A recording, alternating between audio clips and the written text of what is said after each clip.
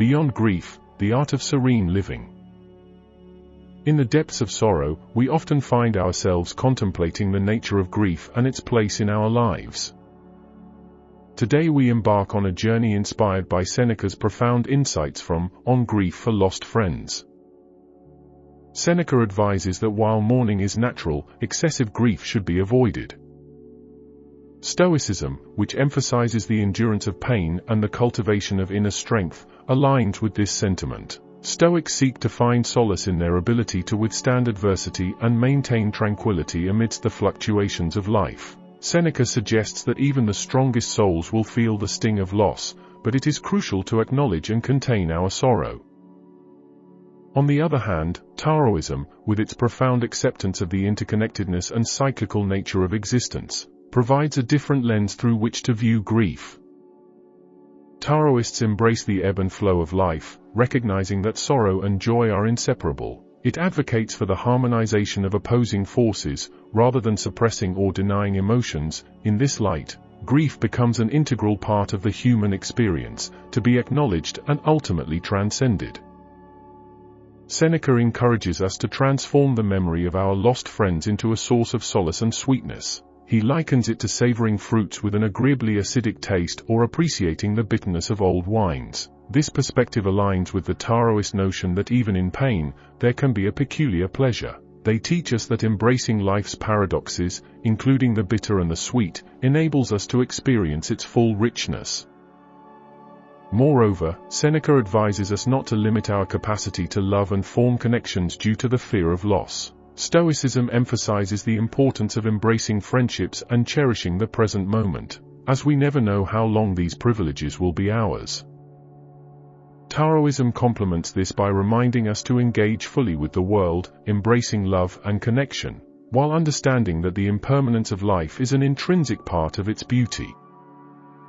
Let us step back and reflect on the illusory nature of grief itself, and question the fixed identities we assign to ourselves and others. Through this lens, grief can be seen as a conditioned response, rooted in our attachment to a particular form or relationship.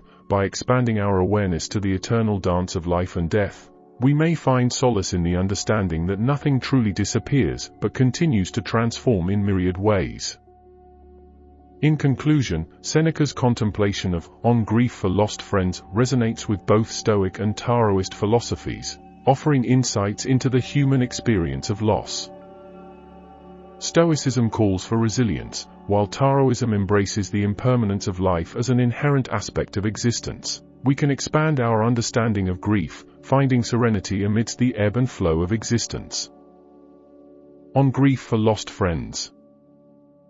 I am grieved to hear that your friend Flaccus is dead, but I would not have you sorrow more than is fitting. That you should not mourn at all I shall hardly dare to insist, and yet I know that it is the better way. But what person will ever be so blessed with that ideal steadfastness of soul, unless one has already risen far above the reach of fortune?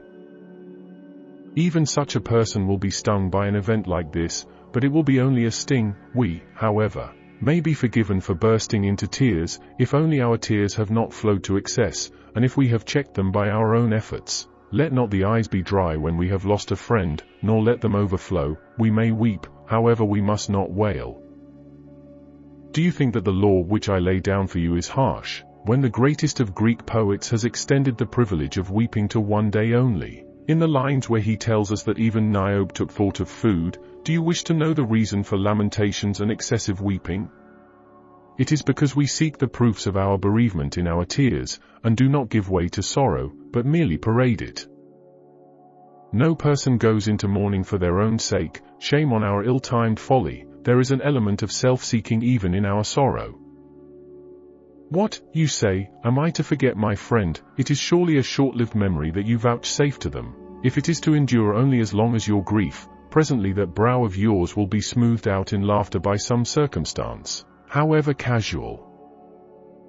It is to a time no more distant than this that I put off the soothing of every regret, the quieting of even the bitterest grief. As soon as you cease to observe yourself, the picture of sorrow which you have contemplated will fade away. At present you are keeping watch over your own suffering, however even while you keep watch it slips away from you, and the sharper it is, the more speedily it comes to an end. Let us see to it that the recollection of those whom we have lost becomes a pleasant memory to us. No one reverts with pleasure to any subject which one will not be able to reflect upon without pain. So too it cannot but be that the names of those whom we have loved and lost come back to us with a sort of sting. However, there is a pleasure even in this sting. For as my friend Attalus used to say, the remembrance of lost friends is pleasant in the same way that certain fruits have an agreeably acid taste, or as in extremely old wines it is their very bitterness that pleases us. Indeed, after a certain lapse of time, every thought that gave pain is quenched, and the pleasure comes to us unalloyed. If we take the word of Attalus for it, to think of friends who are alive and well is like enjoying a meal of cakes and honey. The recollection of friends who have passed away gives a pleasure that is not without a touch of bitterness. Yet who will deny that even these things, which are bitter and contain an element of sourness, do serve to arouse the stomach? For my part, I do not agree with him. To me, the thought of my dead friends is sweet and appealing, for I have had them as if I should one day lose them, I have lost them as if I have them still. Therefore, Lucilius, act as befits your own serenity of mind, and cease to put a wrong interpretation on the gifts of fortune. Fortune has taken away, yet fortune has given. Let us greedily enjoy our friends, because we do not know how long this privilege will be ours. Let us think how often we shall leave them when we go upon distant journeys, and how often we shall fail to see them when we tarry together in the same place. We shall thus understand that we have lost too much of their time while they were alive. However, will you tolerate people who are most careless of their friends, and then mourn them most abjectly, and do not love anyone unless they have lost them? The reason why they lament too unrestrainedly at such times is that they are afraid lest people doubt whether they really have loved. All too late they seek for proofs of their emotions. If we have other friends, we surely deserve ill at their hands and think ill of them. If they are of so little account that they fail to console us for the loss of one, if, on the other hand, we have no other friends, we have injured ourselves more than fortune has injured us, since fortune has robbed us of one friend, but we have robbed ourselves of every friend whom we have failed to make. Again, one who has been unable to love more than one, has had none too much love even for that one. If a person who has lost their one and only tunic through robbery chooses to bewail their plight rather than look about them for some way to escape the cold, or for something with which to cover their shoulders, would you not think them an utter fool? You have buried one whom you loved, look about for someone to love. It is better to replace your friend than to weep for them.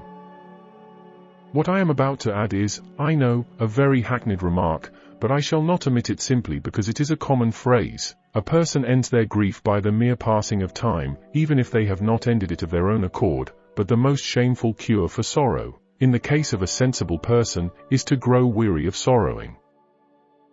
I should prefer you to abandon grief, rather than have grief abandon you, and you should stop grieving as soon as possible, since, even if you wish to do so, it is impossible to keep it up for a long time. Nothing becomes offensive so quickly as grief. When fresh, it finds someone to console it and attracts one or another to itself. But after becoming chronic, it is ridiculed, and rightly, for it is either assumed or foolish. One who writes these words to you is no other than I, who wept so excessively for my dear friend Aeneas Serenus that, in spite of my wishes, I must be included among the examples of people who have been overcome by grief. Today, however, I condemn this act of mine, and I understand that the reason why I lamented so greatly was chiefly that I had never imagined it possible for his death to precede mine. The only thought which occurred to my mind was that he was the younger, and much younger, as if the fates kept to the order of our ages. Therefore let us continually think as much about our own mortality as about that of all those we love. In former days I ought to have said, my friend Serenus is younger than I, but what does that matter? He would naturally die after me, but he may precede me. It was just because I did not do this that I was unprepared when fortune dealt me the sudden blow. Now is the time for you to reflect, not only that all things are mortal, but also that their mortality is subject to no fixed law. Whatever can happen at any time can happen today. Let us therefore reflect, my beloved Lucilius, that we shall soon come to the goal which this friend, to our own sorrow, has reached. And perhaps, if only the tale told by wise people are true and there is a bourne to welcome us, then one whom we think we have lost has only been sent on ahead. Thank you for watching, and don't forget to share your thoughts and experiences in the comments below. Until next time, be well and stay curious. Farewell, Seneca, Stoic Taoist.